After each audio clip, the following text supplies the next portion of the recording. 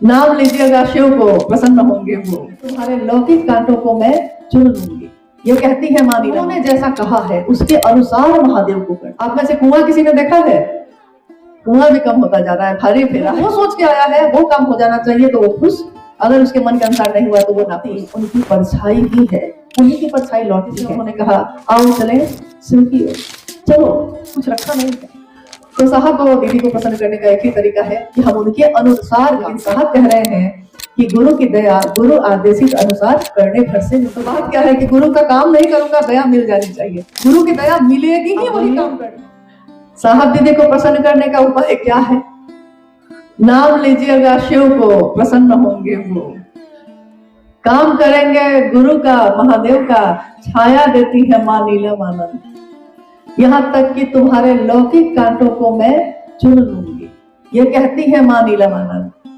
झुकती है, जूठी थालियां तक धो देती है। साहब अपने पास जमा मात्र 3000 रुपए को भी न्यौछावर कर देते हैं, घर में कुछ नहीं बचता तब भी कर देते हैं। न दिन को दिन देखा, न रात को रात देखा। कोई अगर महादेव का नाम लेकर आ गया है तो अपना सर्वस्व न्यौछावर किया है। तो साहब और दीदी को प्रसन्न करना चाहते हैं, उनके मन के नजदीक होना चाहते हैं। सबसे बड़ी बात यह होती है मन के नजदीक हो जाना, मन से उनका दर्शन करना।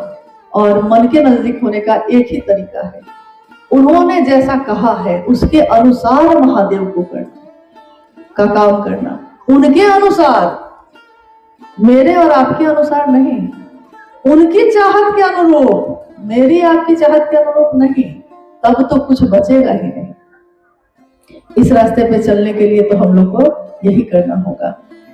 अक्सर साहब ने ये कहा कि मैं एक ऐसे पुराने कुएं की तरह हूं जिसमें जो आता है, जहां से आता है, अपना अक्स, अपनी धारणा और अपने मनोभावों की वापसी पसंद करता है। कुआं देखा है आपने कभी? आप में से कुआं किसी ने देखा है? कुआं भी कम होता जा रहा है, भारी फेरा है। कुआं देखा है आपने कभी? देखा है, बाप रे, धीरे धीरे तीसरी बार पूछने पे कह रहे हैं। कुआं में अगर पानी भरा है, अगर पुराना कुआं है, चौड़ा है, पानी भरा हुआ है, उसमें झांकिए तो, झुक कर देखिए तो उस पानी में क्या दिखाई देगा?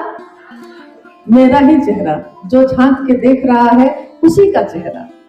आवाज दीजिए, ओ आवाज दीजिए तो उस कुएं में लौटेगा क्या? मेरी ही आवाज। यहाँ साहब क्या कह रहे हैं? मैं उस पुराने कुएं की तरह हूं जिसमें जो आता है अपना अक्स यानी अपना चेहरा देखना चाहता है, अपना मनोभाव की पुनरावृत्ति पसंद करता है। मतलब जो वो सोच के आया है वो काम हो जाना चाहिए तो वो खुश, अगर उसके मन के अनुसार नहीं हुआ तो वो नाखुश। अगर वो साहब के पास आया है, उन्होंने उसकी बात मान ली तो साहब बहुत अच्छे हैं, अगर साहब ने उनकी बात नहीं मानी तो साहब के पास आना बेकार हो गया। नहीं, अपना अक्स उसी की पूर्णावृत्ति पसंद करते हैं। लेकिन साहब कहते हैं कि जो भी ऐसा सोचते हैं उनको याद रखना चाहिए कि लौटती उनकी परछाई ही है, उन्हीं की परछाई लौटती है। मैं अपने अंदर जो स्वभाव है उससे आपके जीवन की प्यास बुझा सकता हूँ। उस कुएं के पानी से जीवन की प्यास बुझ सकती है, लेकिन कोई उस कुएं के पानी से अपनी प्यास नहीं बुझाना चाहता। सब अपनी ही बात लेके आते हैं, कोई उसकी बात नहीं सुनना चाहता, कोई उसकी आवाज नहीं सुनना चाहता। शायद इस धराधाम से जाने तक मैं पुराना कुआं ही रहूंगा। ये साहब के वाक्य हैं। इस वाक्य में, इस बोलने में, इस लिखने में पीरा ही पीरा है, पुकार ही पुकार है।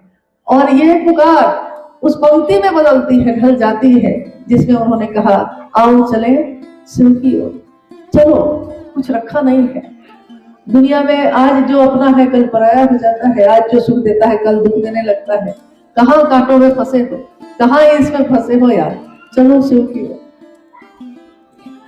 तो साहब को दीदी को प्रसन्न करने का एक ही तरीका है कि हम उनके अनुसार काम करें। गुरु की दया, इस पंक्ति को आपने सुना होगा, सबने सुना है कि गुरु की दया गुरु आदेशित अनुसार करने भर से मिलती है। सुना है आपने इस पंक्ति को? बहुत बार सुना होगा, चर्चाओं में, किताबों में पढ़ा होगा। गुरु की दया। लेकिन जब हम कहते हैं कि गुरु का काम क्यों नहीं करते, तो लोग कहते हैं कि गुरु की दया होगी तब ना करेंगे। लेकिन साहब कह रहे हैं कि गुरु की दया गुरु आदेशित अनुसार करने भर से मिलती है, गुरु के अनुसार करने भर से मिलती है। मतलब उनके अनुसार करिएगा तब ना दया मिलेगी। उसी पे कल हम लोग इस पे बोल रहे थे कि एक बार एक व्यक्ति आए साहब के पास, उन्होंने कहा मेरी संतान नहीं है, मेरी बहुत चाहत है कि हमको संतान हो। साहब ने पूछा कि कितना दिन हो गई शादी को, शादी हुए कितना दिन हो गया? तो उसने कहा शादी तो मैंने सोचा है कि मैं करूंगा ही नहीं। तो साहब ने कहा शादी तो कर ले भाई, संतान होने का दे भी दूं, मान लीजिए दे ही दूं, शादी ही नहीं करूंगा सोच के बैठे हैं आप।